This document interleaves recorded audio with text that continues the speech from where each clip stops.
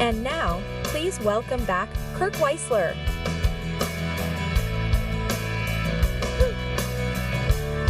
Oh my gosh. You having a good time? Are you having a good time? I said, are you having a good time? Yes. Welcome back. Welcome back. This day has been so fun.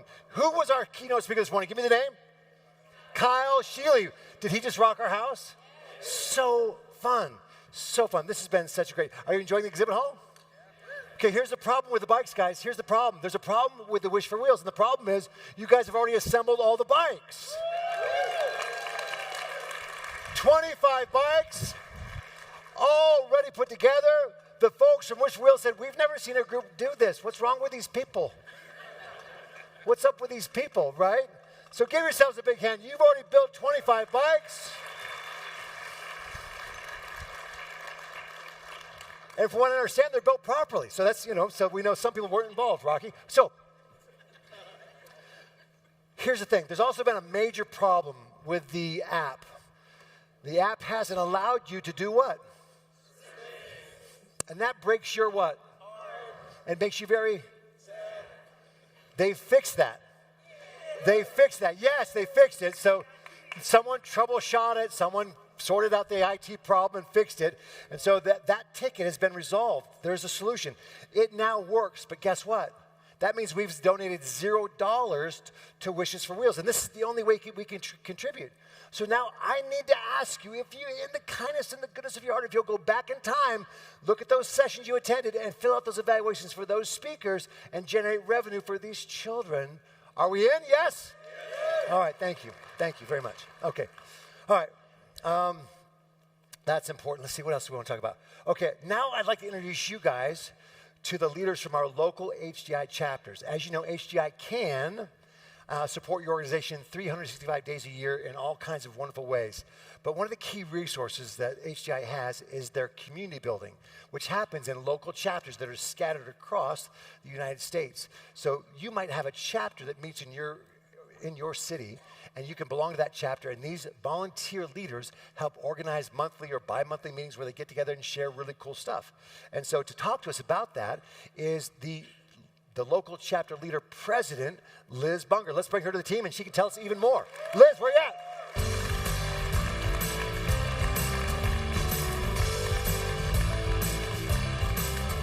Okay, they're kind of slow. Keep the applause. They're slow coming up. Yeah, yeah, yeah!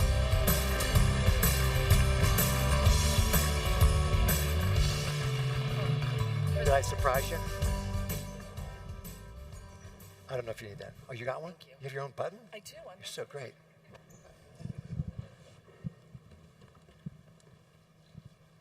Good afternoon, SupportWorld. Oh, come on, you can do better than that. Good afternoon, SupportWorld. All right. Hey, just wanted to introduce myself. My name is Doug Raybold. I am the chairman of the HDI Local Chapter National Board of Directors, and next to me is Liz Bunger, who is our president of the national chapter, Lori Luckin, who is one of our regional VPs, Aaron Seta-Pinella, who is our treasurer, Heather Beck, who is our secretary, and Tim King, who is our other regional leader. I'm going to turn it over to Liz, and she's going to tell you a little bit about what HDI Local can do for you. Thank you, Doug. I got a little click happy, so I skipped through the board slide. Before I tell you about HDI local chapters, I think we have an unusual opportunity here. It's not very often that you can have almost 1,000 people wish you happy birthday. And today is Doug Raybold's birthday. So, I'm not going to ask you to sing, but if everybody could wish Doug a happy birthday. Happy birthday, Doug. Thank you. You can honor that with drinks later. All right, now let me tell you a little bit about HDI Local Chapters. HDI Local Chapters is a nonprofit organization, and it's all about building community. This is our mission statement. I'm not going to read it to you. But we're about building community and giving an opportunity where you can continue to network and learn from others in your community. These are where our chapters are located. we've had a number of people ask, what do I do if I want to start a new chapter? Stop by our booth. We'd love to talk to you. If you don't see a chapter in your area and you're not ready to start a new one, that's okay. We have a virtual community. Anybody can join in our virtual events. They offer events every other month. The HDI Local Chapters is a 100% volunteer organization. It's only possible because of our HDI Local Chapter officers. So I'd like to take a minute to recognize our HDI Local Chapter officers, if they could stand up. Come on.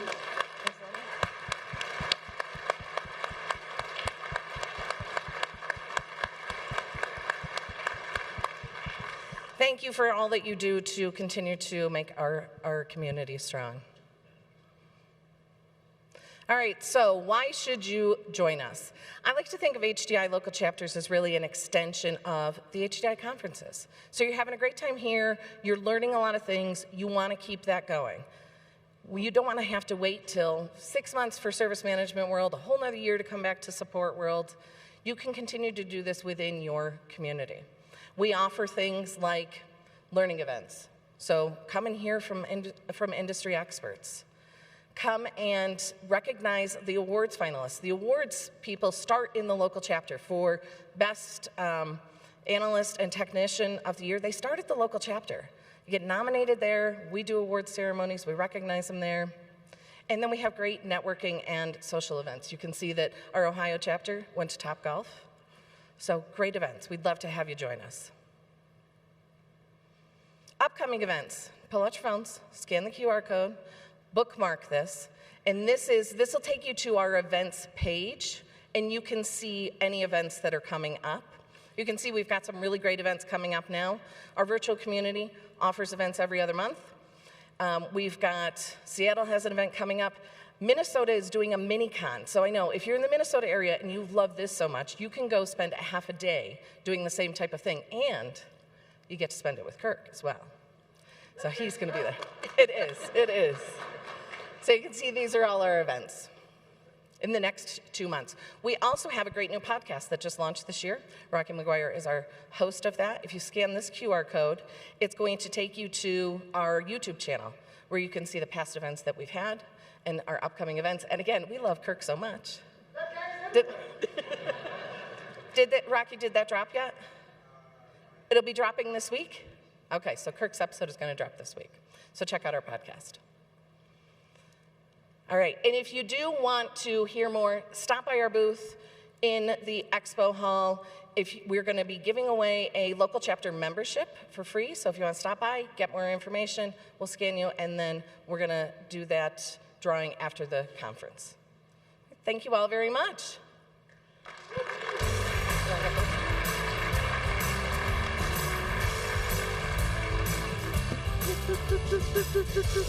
Thank you so much. You guys are so fun. Thank you for our local chapters. Thanks for all you guys do, all your volunteerism, all your organization, and just so fun. I'm an active member of the Phoenix chapter, so if you're anyone from Arizona, yeah. That's the other active member of our chapter.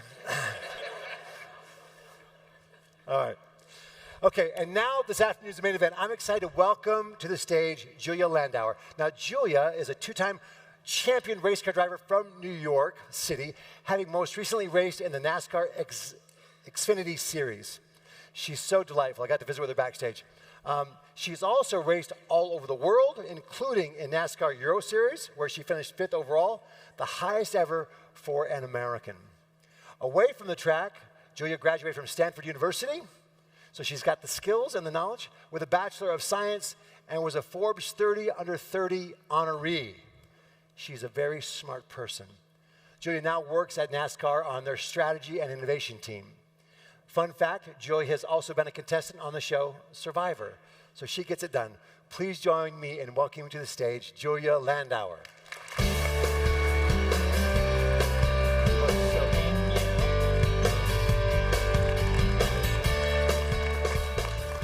Kirk, can you introduce me at everything? That was great for my ego. Thank you. I appreciate it. Hello, everybody. I'm so happy to be here with you. And I know that I am standing in between you and beer time, so I'm going to try to make this as fun as possible so that you can enjoy this and then get to that. But tell me, who here has been to a motorsports race before? Well done, team. We love to see it. So for those of you who have not, I want to set the stage for what it's like to go racing. So imagine that you are strapped tightly into the seat of your race car. You're going full throttle down the straightaway. You hear the roar of the engine. You feel the vibrations of the car. You're focusing on hitting that perfect entry, perfect midpoint. You unwind the steering wheel and you get back on the gas and you get to within inches of the wall, and then you're back to full throttle and you're listening to what your spotter's telling you is going on around you. You're thinking about how the car is changing because you're burning off fuel and the tires are degrading, so thinking about what changes you need to talk to your crew chief about. You're trying to pass the people in front of you. You're trying to keep the people behind you. You are so hot because it can be 150 degrees in the car because the motor's up front, and you are dripping sweat, but you can't worry about it because you need to continue on those perfect marks for lap after lap after lap for hours. And that's a glimpse of what it's like to go racing. It's exhausting, but it's exhilarating and so much fun. And I like to describe trying to make it as a race car driver as like trying to put together a very complex 3D puzzle, where there are multiple ways that all of the pieces can fit together. And then even if you get the pieces to go together, the end result might be different than what you had expected. And I found that this is in life too, for better or worse, but it's a lot of incredible work that goes into it, and it's really exciting. One thing that I have always loved about racing is that it is a very technologically focused sport. Oops, I went ahead a little too much, but it's a tech and data-driven sport, and there's so much that goes on. And so I wanted to give a quick overview of some of the technology and some of the science that goes into racing, with NASCAR being the specific focus. So if you think about it, and this was really cool as a 10-year-old, we're these scrawny little kids that are maneuvering these machines, and eventually we get into racing cars where you have not only the chassis and how that is built, but then you have all of the suspension pieces and how there are multiple changes that you can make that will affect the way the car handles and then how you drive it. And so in terms of thinking about that engineering puzzle piece, that was always really cool. I am not the expert on this kind of science, but I've always really loved looking at the different simulations that the teams do and that the OEMs do with, thermodynamics and the wind tunnel and all of that, and just seeing how these minor tweaks can be used. And now I think it's really cool how AI can be used to simulate so many more models and be so much more efficient in how you're coming to your final product.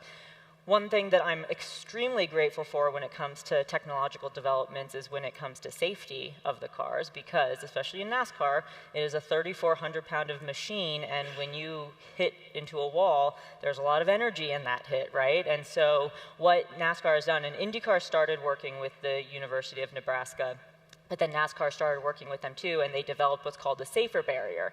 And you can see that the NASCAR truck is going into the barrier so that instead of crashing into a concrete wall, you now crash into dense foam and then hollowed out steel so that the kinetic energy kind of disperses a little bit as you hit the wall.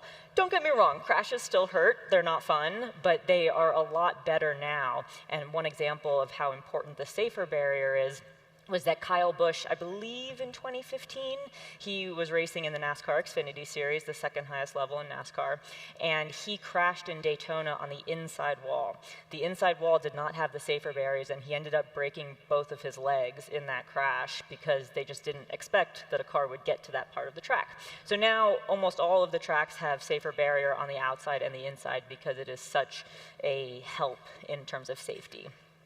The last little thing that I'm getting a closer glimpse of now as I work at NASCAR is everything from the technical inspections and all the underbody and outer body lasers that they use to be able to draw heat maps and to make sure that teams are staying within the lines, because in racing, if you ain't cheating, you ain't trying, and so teams definitely like to push that, and I get it, because the gray area is where the most fun is.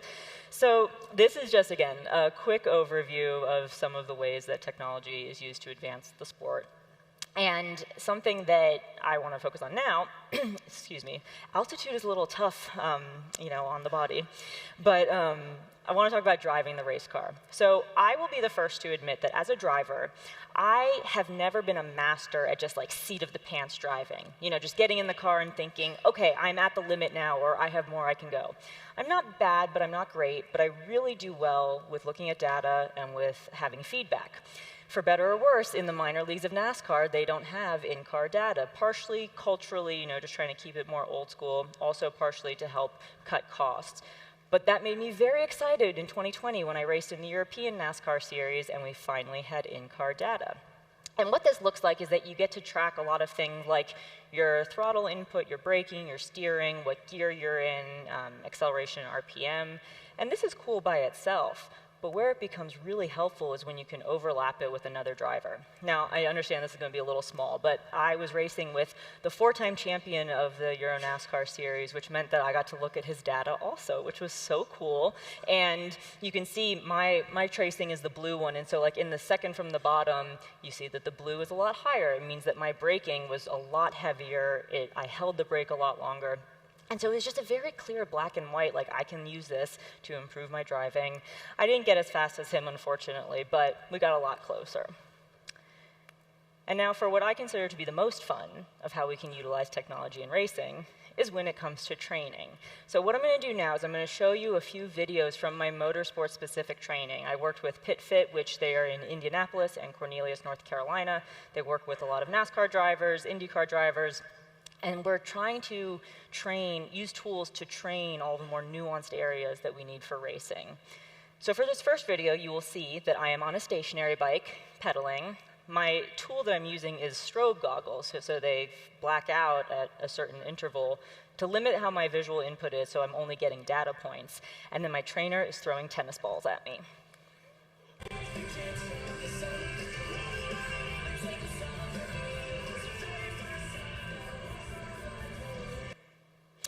So if you think about it, if you're driving in a NASCAR car specifically, let's say we're going into turn 1 and the sun is setting at a weird angle. Well, just because my visual input is impacted doesn't mean I can afford to not hit those perfect marks and understand my depth perception. And so really training how we can maximize the ability to make precise decisions on limited visual input is critical. This next one is super cute. It's called the Iron Neck, and it is a tool and it's connected to a weightlifting bar, and you'll see I'm stabling myself with kettlebells.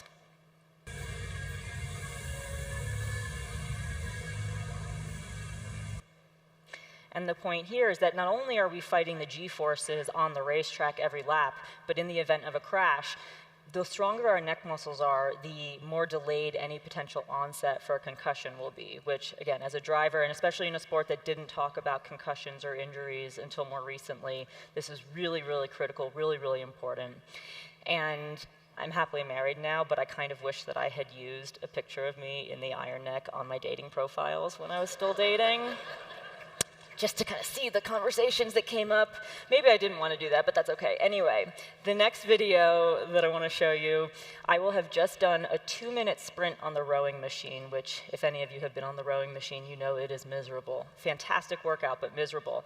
And then my trainer is throwing balls that light up a certain color, and then I have to put them into the corresponding buckets.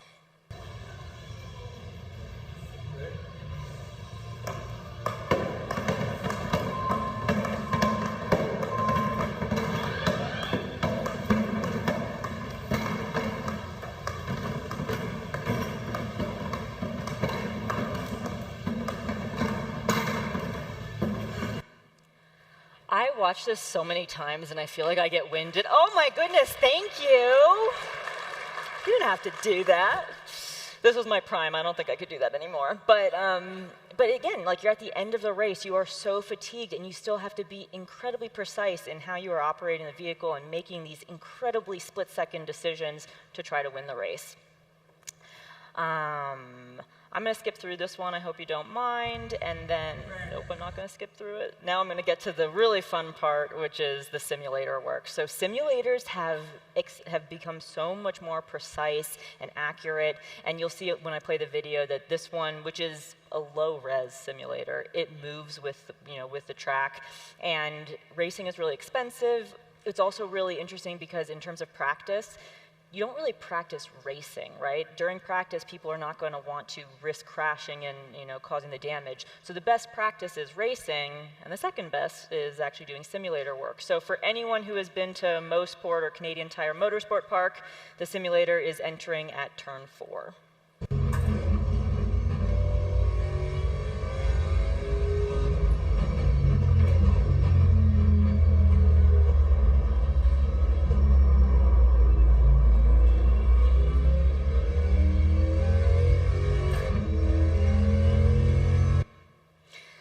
So those are some ideas of how I use technology to improve my training. And the whole thing that I like to think about when it comes to preparation or training is that we're trying to take the base thing that we're working on, add depth and dimension so that we can be as thorough and creative as possible when trying to master our craft or our skill or our work. There's a quote from Edward de Bono where he says, "Without creativity, there would be no progress, and we would be forever repeating the same patterns." All right, it is time to switch gears. Pun totally intended. We're going to have a Q&A later, so please bring your best puns because I love them. And I'm going to jump into 5 lessons that I've learned throughout my racing career that have been really beneficial in life. And my goal is that if you find something that resonates with you, that's fantastic. And I hope that you share it with someone that you care about because I believe that when we work together and we all maximize our potential, that's where we have really fruitful experiences. So this first lesson that I learned is about how your life is your responsibility. And I got started in go-kart racing when I was 10 years old. And originally it was an activity that my parents wanted me and my siblings to be able to do together so that we could stay together as a family on the weekends, but that they also loved that their girls could compete head-to-head against the boys. And I loved it. I loved going fast. And once I won in my first year, oh my goodness, that's the best feeling ever. And I knew I wanted to do that as much as I could. But at this particular race weekend, when this photo was taken, I was having an off day. And the go-kart didn't handle the way I wanted it to in practice, so I asked my parents to make some changes for qualifying, which is where you go out and run a few laps as fast as you can to try to set the starting order for the race. The go-kart still was not handling well during qualifying, so I asked them to make some more changes for the race. They did. And because I was starting, mid-pack, I figured, okay, my best shot at trying to gain positions that I didn't get in qualifying, would be on the start of the race because we're all bunched together in those 2 rows. And so I'm thinking to myself and working with my parents, and we decide I'm going to go full throttle, hold the brake, but get my RPMs up so that when the green flag drops, I can just get off the brake, go by people, and try to make some passes. And that's exactly what I did. It was so exciting. The green flag drops, I'm going, I pull out of line, I get by 2 rows of go-karts, and then I'm going way too fast to make it around the corner. And I was going to spin if I tried to turn in, so I had to slow down in a straight line, and then all the people I passed had gotten back by me. So that didn't work. But what did I decide to do going into the next passing zone? The exact same thing. I went way too fast. I tried to pass on the inside. This time I went off the track into the grass. Everyone got by me. And by the time I got back on track, I was somewhere near the back, and I immediately saw red. I continued to overdrive the go-kart. I continued to miss my marks. And by the end of the race, I was irate. I pulled my go-kart off the track, and I went through the scales and tech, and I was the most pissed off little 11-year-old that you will ever see. And I very dramatically got out of my go-kart and I ripped my helmet off and I threw it into my seat. And I marched up to my dad and I screamed, "You messed up the go-kart. If you had made a better change, I could have won the race. How could you do this to me?" And then I realized that I had made a very big mistake because I saw the iciest stare that I have ever seen from my dad. And he walked up to me, looked down, and said, "Fuck you."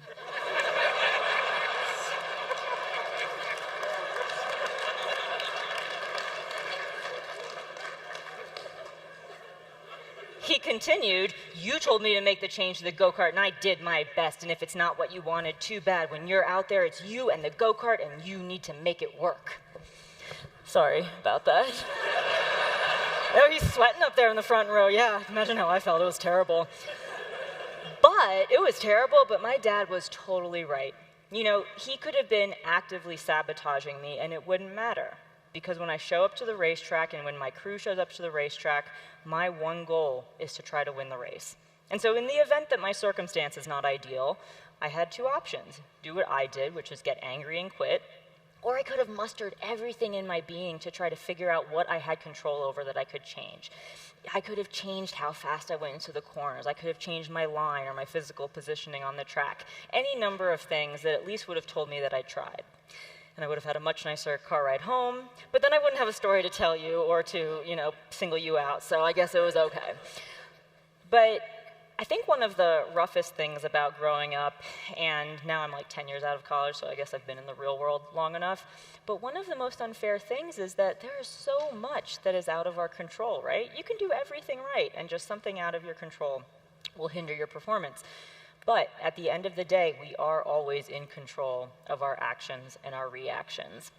And I know that this seems obvious, but I personally find that it can be quite tempting to place blame or deflect responsibility, especially when things are not going well.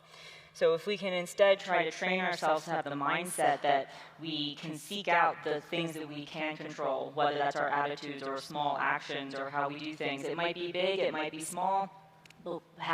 Feeling like we do have some control will empower ourselves, it'll motivate ourselves, we'll be more likely to look at a situation and see the potential, and that will create enthusiasm and momentum. Steve Maraboli is a behavioral scientist, and he says, "The victim mindset dilutes the human potential. By not accepting personal responsibility for our circumstances, we greatly reduce our power to change them."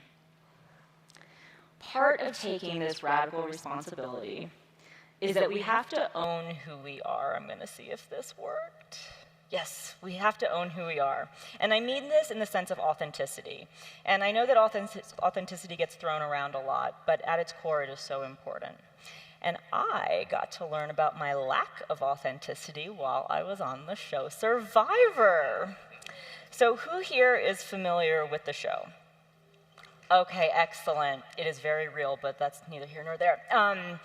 For those of you who are not familiar, you start off on tribes and you're competing for $1 million and you vote people off the island. It's a social game, it's a strategic game, it's a physical game.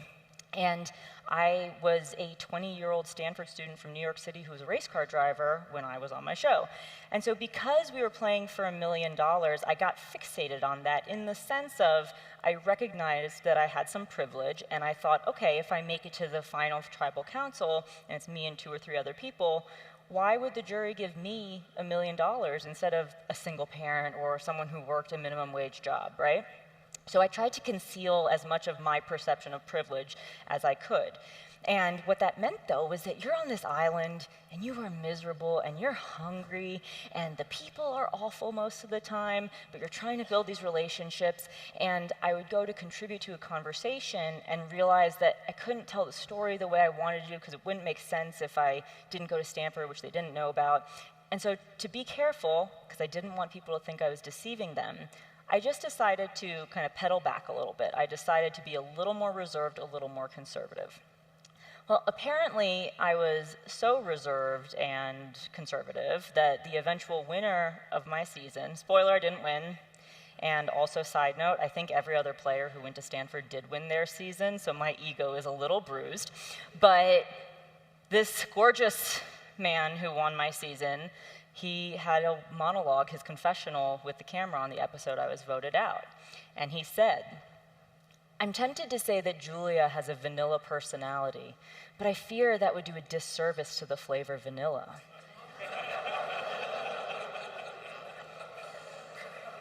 You see, people actively seek out vanilla-flavored products. Children clamor for a vanilla ice cream cone, and no one seeks out Julia.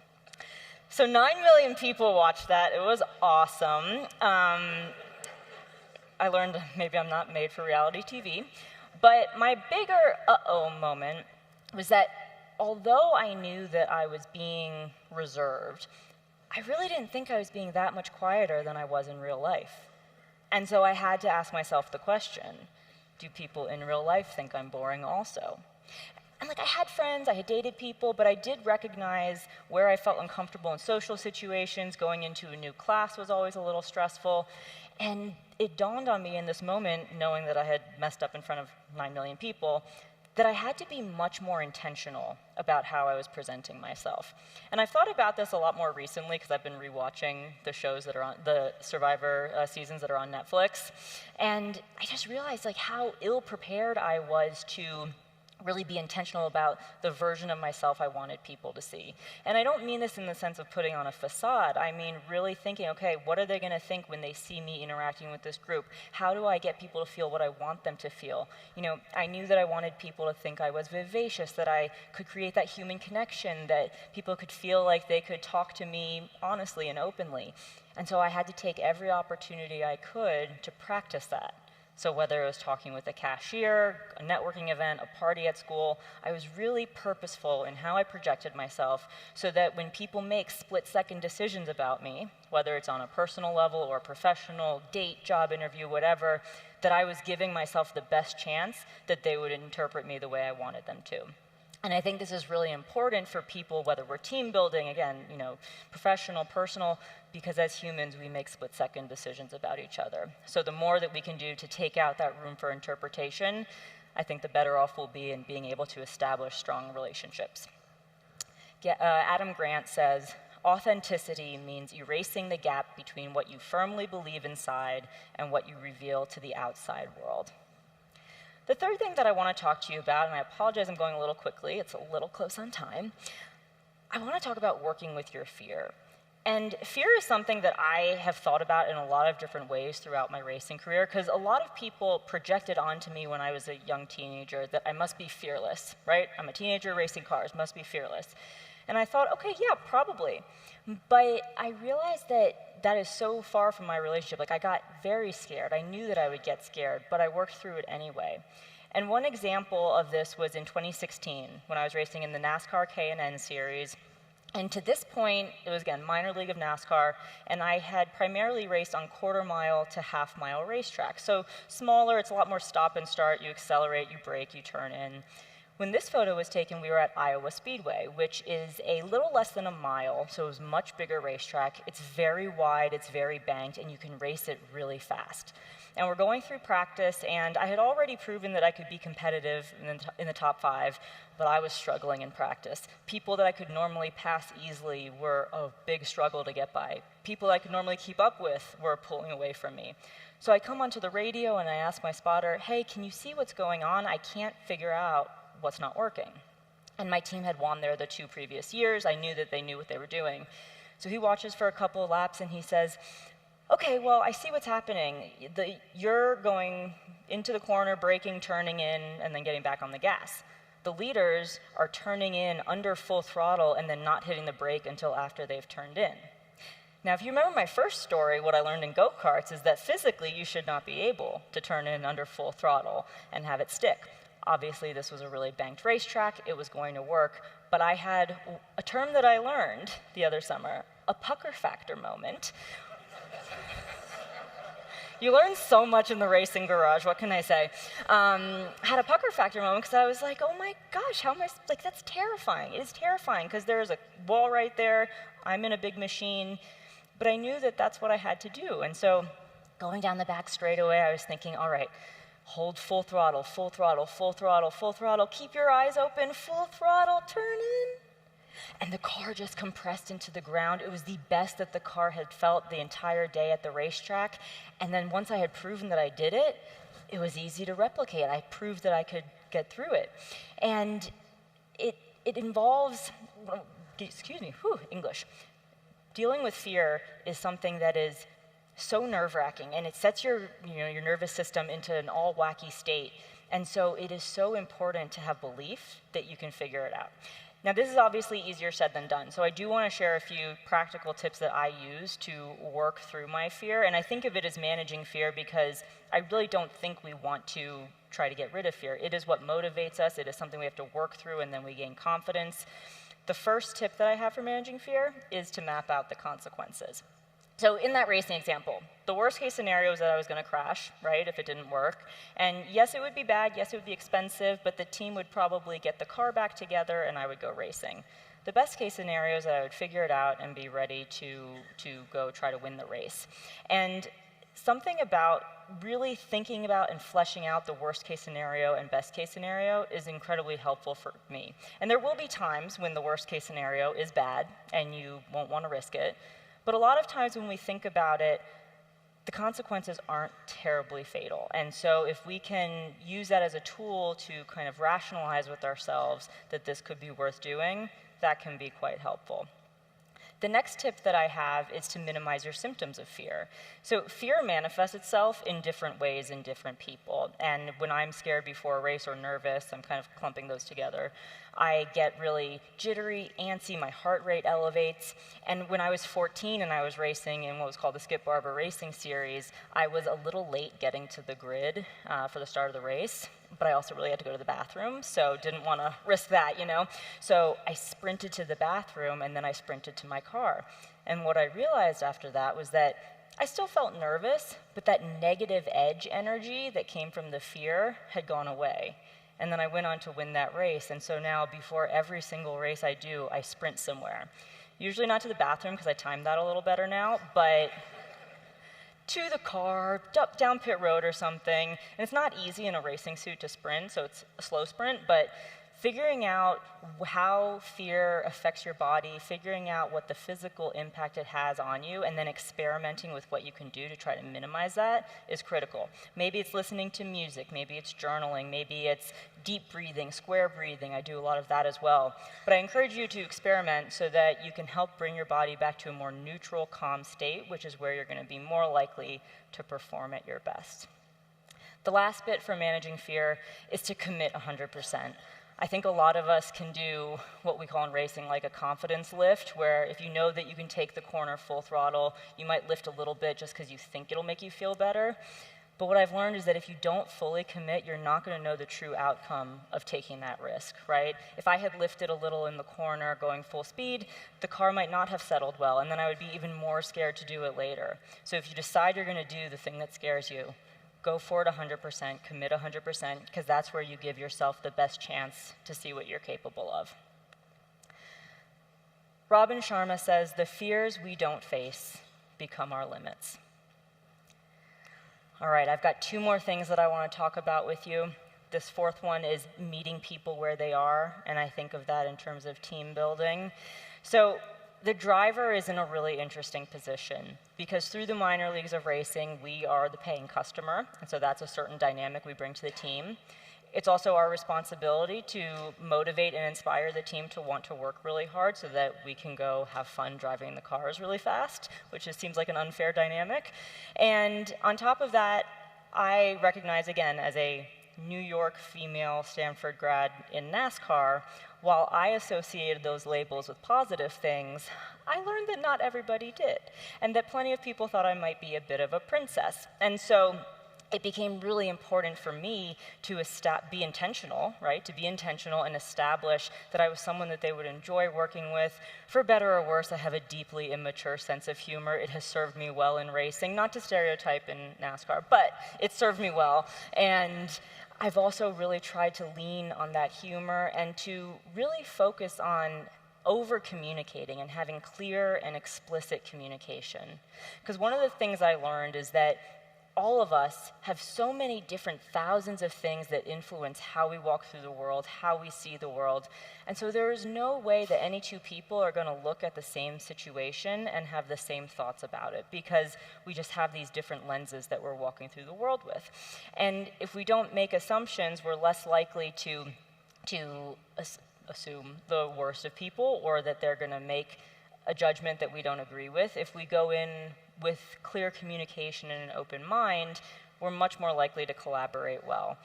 And part of that vulnerability with communicating has led me to have a lot of really great relationships with male allies. And I will be the first to admit that my most successful racing seasons have been when I have had really strong allies.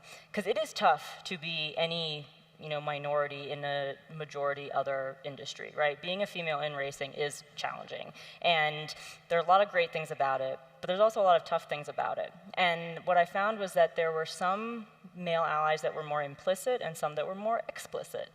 More implicitly was when I joined a team and the team owner knew that he had great equipment, he knew that he had great people, and he just assumed that if he said that you could drive his car, that you would be able to be competitive.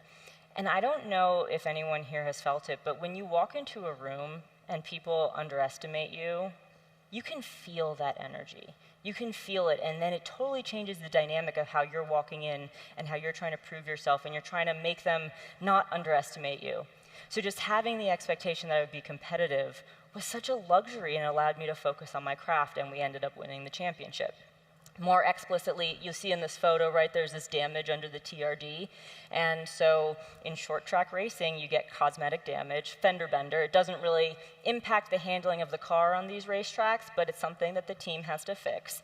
And a few races into the season, my team owner started yelling at me, "Julia, you gotta take better care of your equipment. Your teammates don't have this much damage. The guy's gotta fix it. Do better." And I was about to respond to him when my spotter, who watches every lap I do, he stepped up and he said, "Actually, I'm seeing that this one racer will block her a lot more when she's trying to get by him. And this other racer will move her out of the way if he can't pass her really quickly because his dad's screaming on the radio to not let that bitch pass you," right? Like this kind of language that they're hearing. And it wasn't everyone, right? It was just a few, but it was enough to cause us extra damage. And I have no doubt that if I told my team owner that they were racing me harder, he would have told me to stop complaining and stop making excuses. The fact that it came from an established member of the team, for sure, but then a guy whose voice was louder, carried so much more impact, and then the team got to see that, and then they got to band together because they were angry that people were treating me differently and giving them more work. And so it became so powerful for everyone and such a unifying factor that he felt comfortable enough to speak up. And I think a lot of this was rooted in my vulnerability with him, my willingness to communicate and to share some of the more personal experiences I had had in racing, and it all goes back to this communication and meeting people where they are so that we can all build stronger relationships. Gabby Bernstein says, "We're often afraid of being vulnerable, but vulnerability creates genuine connection." The last thing I want to talk to you about before opening it up to Q&A is that our dreams demand discomfort. So I came across a study when I was at Stanford where researchers asked mothers to set a ramp however steep they thought their infant could climb up. And infants don't really have distinguished motor skills at this point. And what they found was that mothers routinely set the ramp steeper for their boys than they did for their girls. And so from infancy, in general, we're overestimating boys' abilities, underestimating girls' abilities, encouraging boys to push themselves and to challenge themselves and to dance in that discomfort and to very critically learn how to pick themselves back up after they fall down. And we're preventing girls from doing that. And I was so angry when I read this study because I thought about the snowball effect that it has on your life, right? In terms of classes you want to take, in terms of relationships that you build, what you think you can accomplish with your career and life, and the confidence in yourself that you will figure it out when it gets challenging. And I'm so grateful that my parents, one, put me in go-karts because go-karting is a lot of fun, but more that they required that we did something that was really challenging where they knew we weren't going to succeed and we weren't going to win every time, so that we learned how to work through what was challenging. And something I recognized in go-karting was that I would be in my junior classes and it would be scary and I'd pragmatically work through it and then I'd master it. And then I'd have to level up to racing cars, which is even scarier and faster, and you pragmatically work through it and then you master it. And so from a very young age, I had this cyclical experience of knowing that being scared and being challenged was part of the process, and that I would figure it out with time and work, and then I would master it. And I feel so lucky that I got to experience that.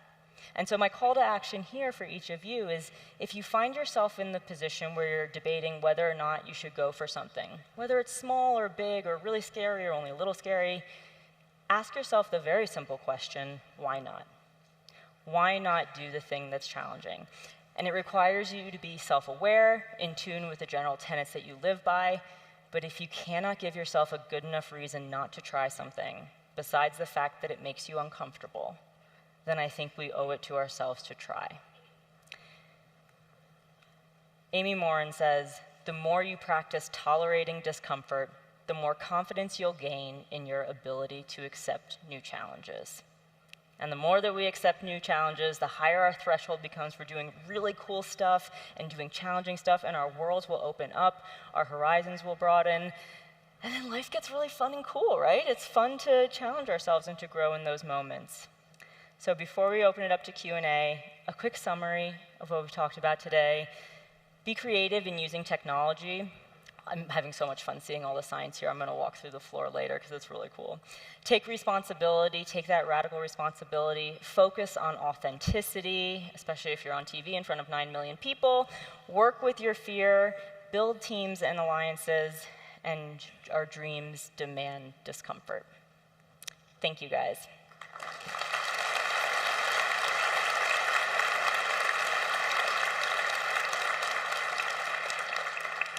So we do have 2 mics in the center if anyone would like to ask a question. And one question that typically gets asked is if I've ever crashed, which obviously I have crashed a lot. And I like to say that if a driver tells you that they haven't crashed, they're just not going fast enough, and that's on them, you know.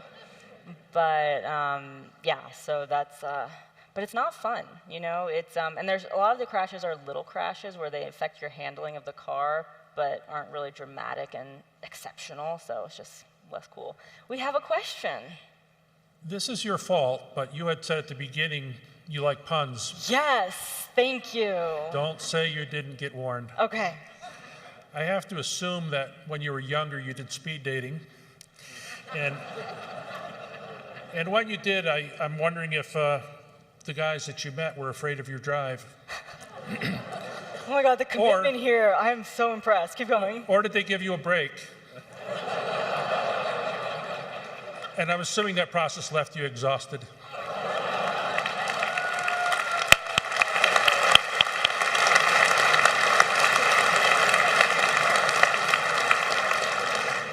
I don't like playing favorites with my audiences because I love you all, but that was amazing. Thank you. Oh, no, I mean, if you were focused on that, I appreciate that, and I might need to steal that from you for future discussions, so. Very cool.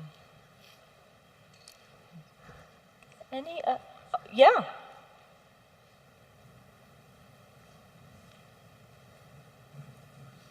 I'm not going to be as punny as he was. He set the bar pretty high, I'm not going to lie, but I appreciate you all. I've been a racing fan my entire life, for the most part. Have you driven anything other than NASCAR, open wheel or Le Mans, that kind of stuff? Yeah, so great question. So I got started in Formula cars. So I did Skip Barber and Formula BMW USA, which no longer exists, but we were the support race for Formula One at Indy when they raced there and in Montreal. And if anyone knows the Montreal racetrack, the last major corner is this hairpin, and there's just grandstands full of people. And so to be this 15-year-old kid, it was my first big stage for racing, and to see all these people, they weren't there to see me, but that's okay. It was exciting to see the enthusiasm, and I love watching Formula One. I'm excited for Miami this weekend. Lewis Hamilton was in New York today doing donuts in front of the Empire State Building. We love Lewis Hamilton. Yeah, 2021 was not cool. Sorry, guys. Which type of cars are the most difficult to drive? That is a great question. I think they vary. So something that I think because I got started in Formula cars, where you're closer to the ground, there's a lot of grip in the tires, and the cars feel pretty stiff overall.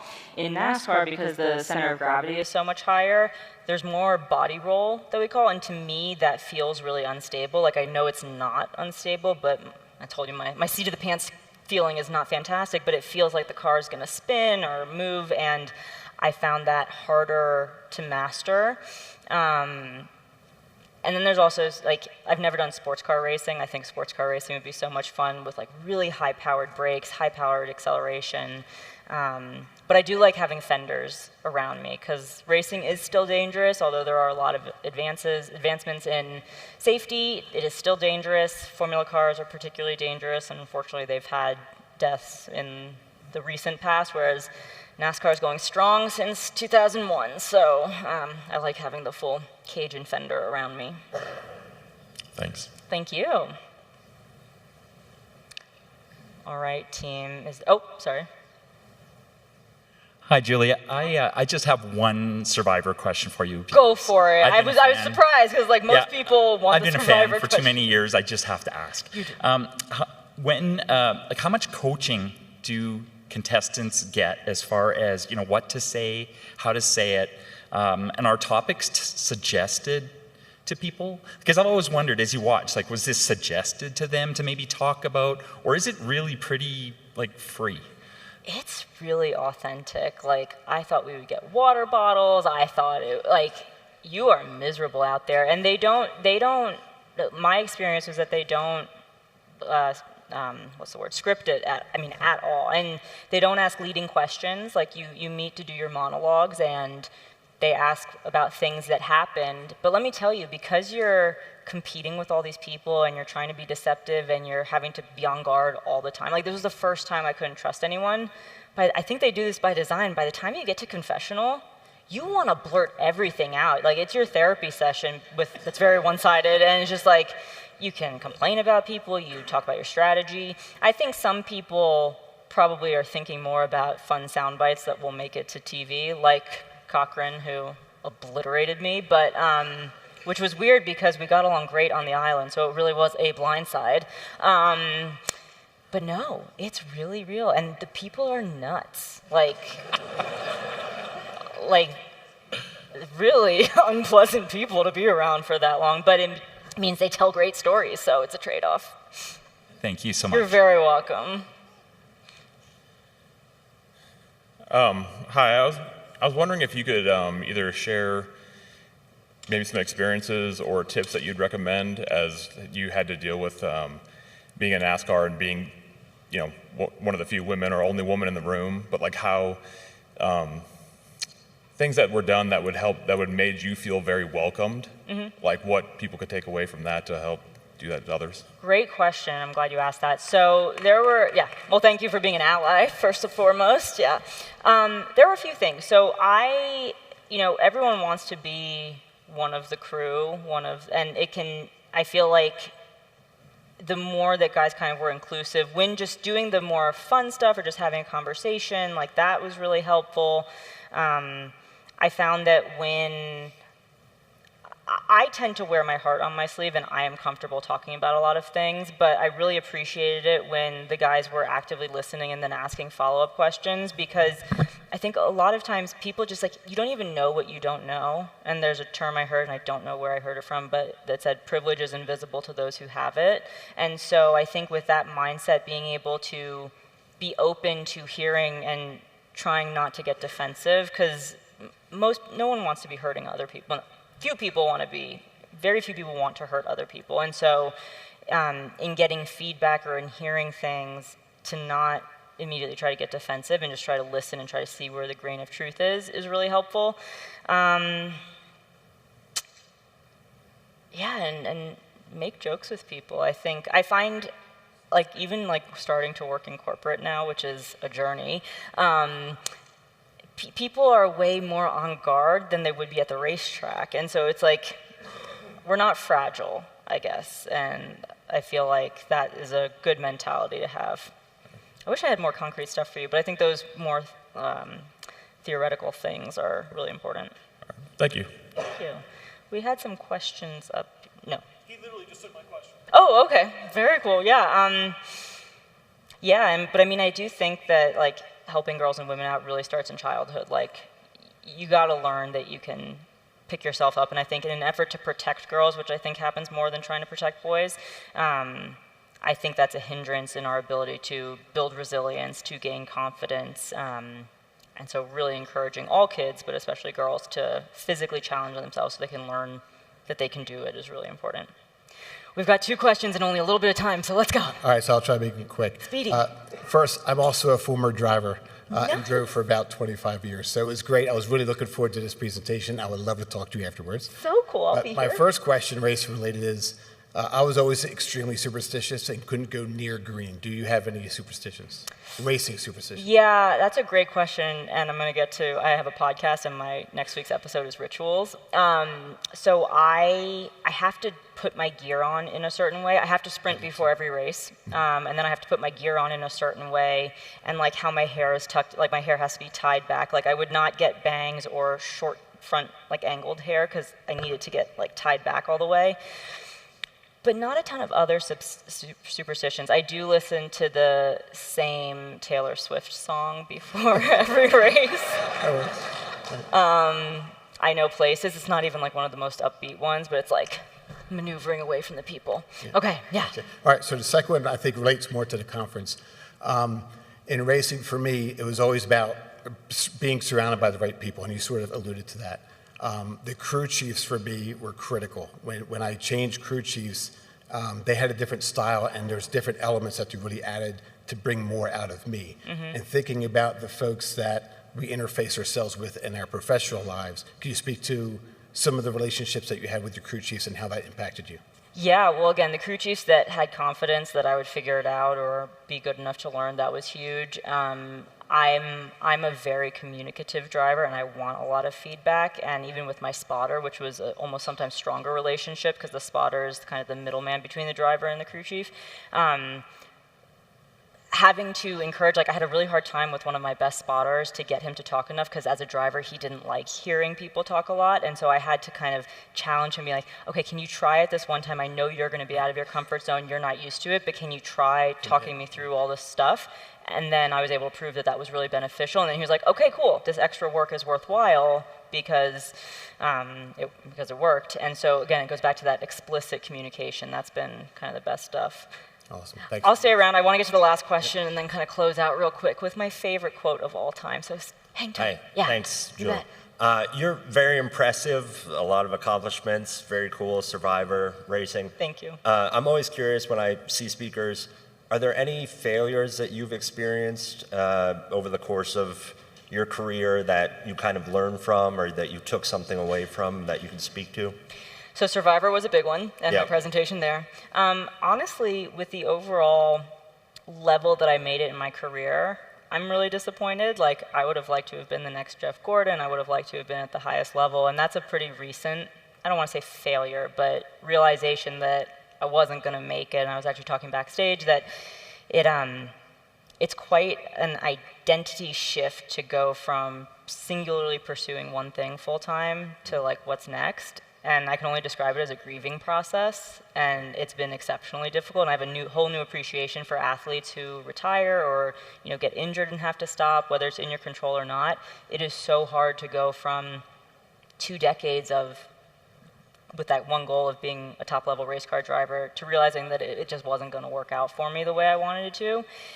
And let me tell you, I could talk forever about all the emotions. There has been a lot of work to kind of work through that and to redefine purpose and redefine where ambitions are, and Yeah, thanks for speaking. You're welcome. Yeah. Guys, thank you so much. I'm going to really quickly do this. So if you enjoyed this discussion and would like to hear more, I do have a podcast called If I'm Honest with Julia Landauer. I will have this QR code on the last slide as well, because I want to leave you with my absolutely favorite quote, which is that if it is both terrifying and amazing, then you should definitely pursue it. Thank you guys so much, and have a great rest of your conference.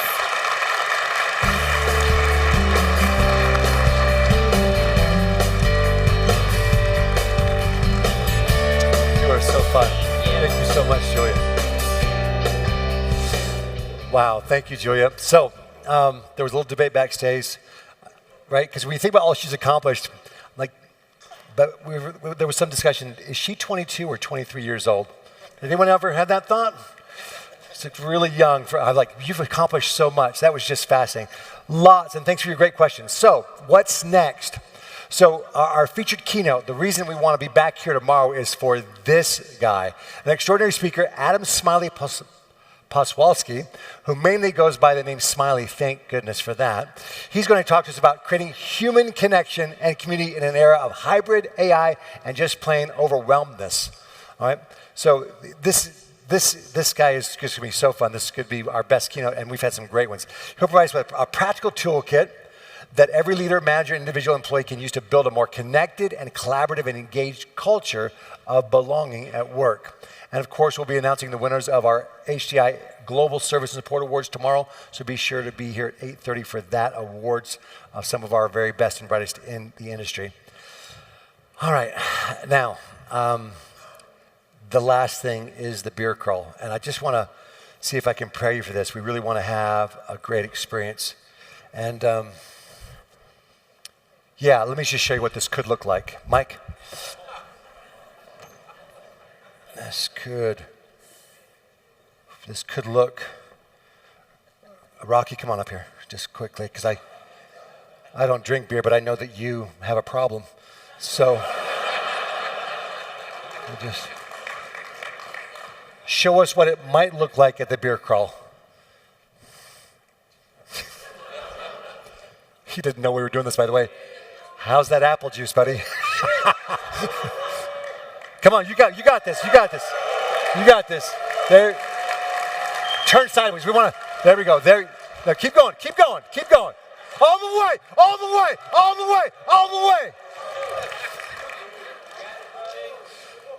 Make us proud.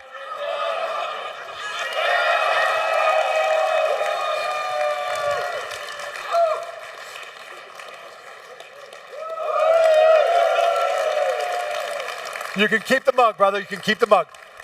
Let's give it up for Rocky.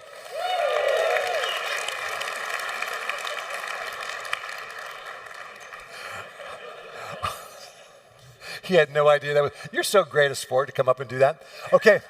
Passport to prizes is still going on. Let's get those in. Get those done. Enter the sweepstakes. Turn that thing back in HDI so you enter that sweepstakes to win that $1,000. You got to be present to win.